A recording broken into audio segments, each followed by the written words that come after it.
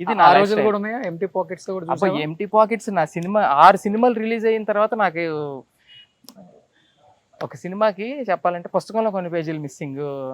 Director Gachibowli దగ్గర ఉన్నాడు. ఉమ్, దీనికన్నా గచ్చిబౌలి దగ్గర ఎల్లా హోటల్లో ఉన్నాడు.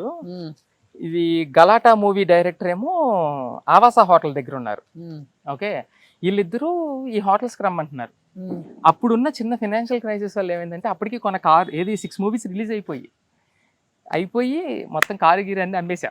కారు కూడా అమ్మేసావా? మొత్తం అసలు అప్పుడు వెళ్ళడానికి కారు లేదు. మామూలుగా అక్కడ ఉన్నప్పుడు రెంటెడ్ హౌసేగా.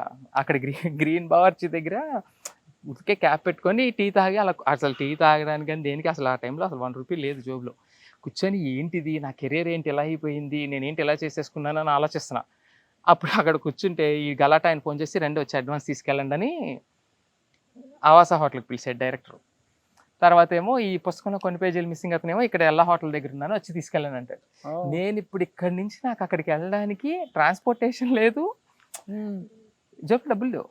మీ అమ్మాయి అసలు ముందు అర్జెంట్గా ఆవాసాకి వెళ్ళిపోతే మన చేతిలో ఎంతకంత డబ్బులు పడతాయి ముందని చెప్పి సీరియస్గా నడవడం మొదలెట్టా. నడుచుకుంటూ వెళ్ళిపోయావు? నడుచుకుంటే బయలుదేరా.